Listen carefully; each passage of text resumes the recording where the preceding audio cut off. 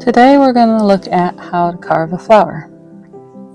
Normally I prefer portraits, but a little flower provides a lot of freedom. Flowers don't have to be as precise as a face or body, and they will still look just fine. We can also take more liberties with the design, playing around with the shapes and just making things up as we go. If you're already familiar with the shapes of flowers, you won't even need a reference. If you do need a reference, I'd suggest going straight from life. That way, you won't be tempted to adhere too closely to someone else's art or photograph. Bringing a couple of drawings of flowers from your own garden, or wildflowers, and even weeds, can provide plenty of inspiration and information back in your workspace. For this particular flower, I was thinking of peonies, roses, and lily pads. It doesn't have to look just like any one of them. It's a memory of all of them. I sourced this wood from a large oak that fell in my backyard. That one tree has already supplied me with material for many sculptures, and all the scraps that are left over are saved as well for little projects like this one. I think the resourcefulness of artists is a wonderful thing. We can work with whatever life gives us.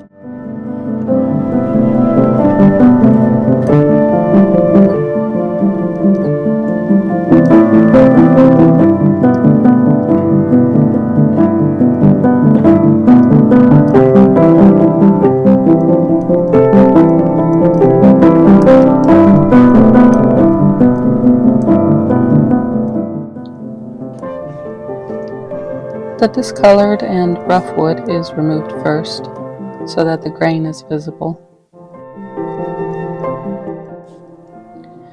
Now we can see clearly that there are some cracks that will need to be avoided. They are weak points that will break easily. Marking the cracks makes them easy to see and helps us visualize where the design might sit.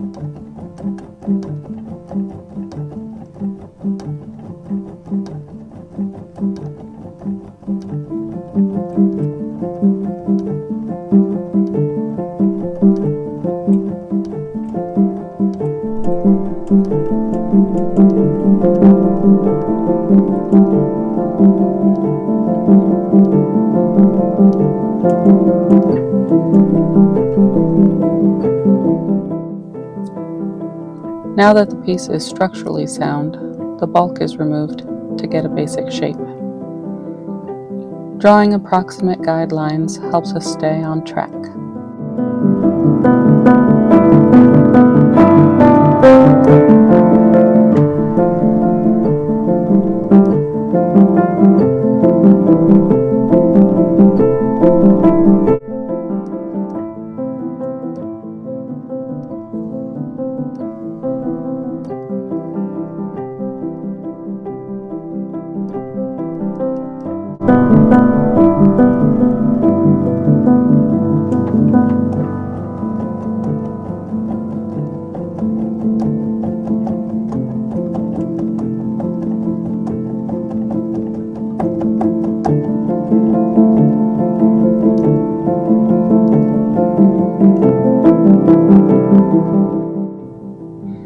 As the main composition of petals is revealed, more decisions about the inner petals may be made. I decided to try and make them folded up within one another with overlapping curves. Once the position of things are certain, undercuts may begin to be carved out. I do as much as I can with the chisels because it is easier to be precise with chisels, but will switch to the Dremel when their reach is exhausted. The Dremel will be able to get deeper into little crevices. I avoid using it more than necessary because bits can sometimes grab and bounce, ruining delicate work. And if not always mindful of the spinning shaft, it will burn whatever it is touching.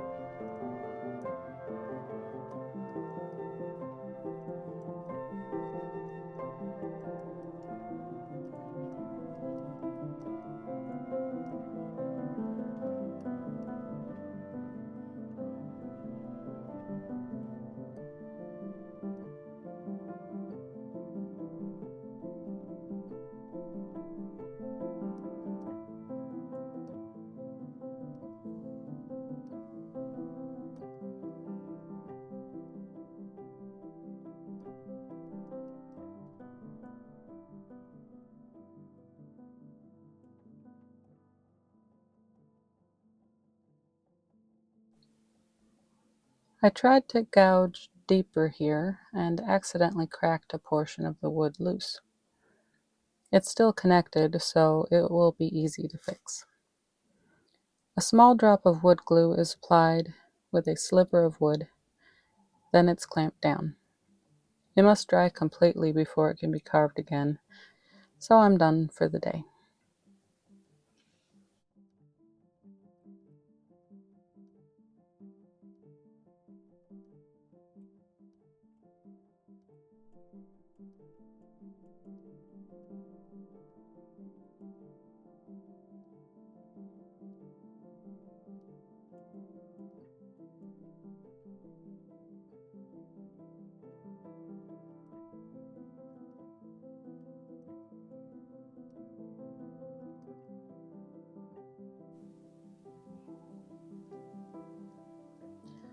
The fix looks fine, and it's time to add more detail.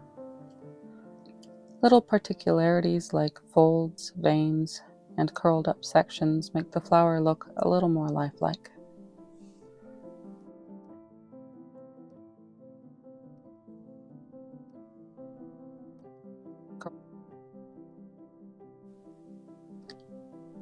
This gouge is made for block printing, but it works well here too.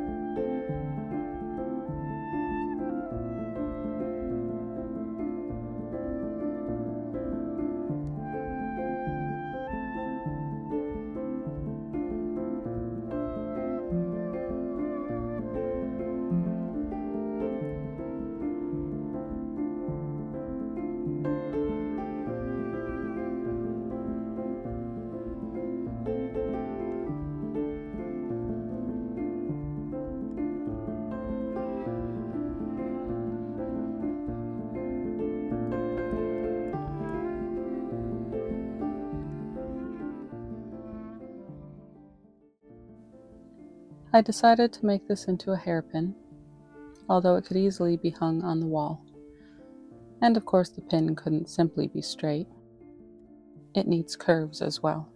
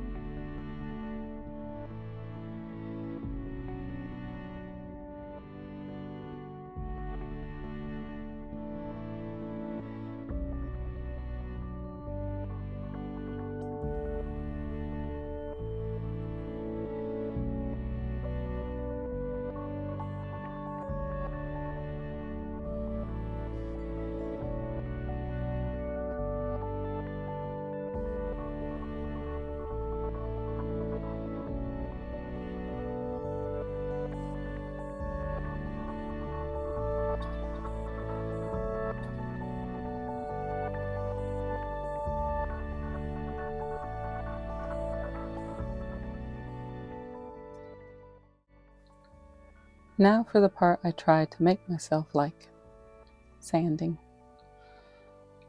Starting with a large grit paper and working down to very fine is essential. A small piece goes a long way. Little paper holders can easily be shaped to reach the hard-to-get spots. And when I think I'm done, I can see some spots that are rough still, and start again on these with the rough paper and do the process again.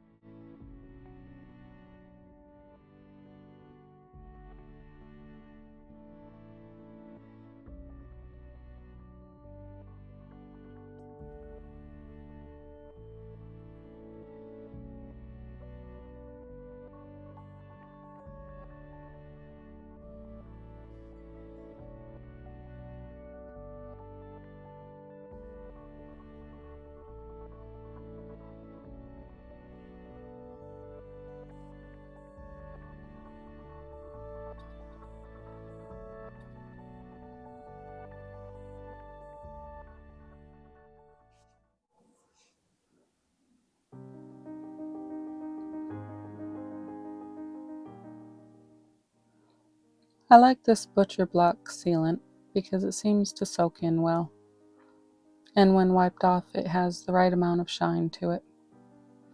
It also doesn't feel super sticky if I accidentally get some on my hands. Apply liberally, particularly in deep spots and crevices, to be sure and coat everything. Then wipe away the excess with a lint-free rag. Here I'm using a synthetic bristle brush. I like them on sculptures because I feel like they can be handled roughly and the bristles won't break. This sealant may be cleaned from the brush with soap and water.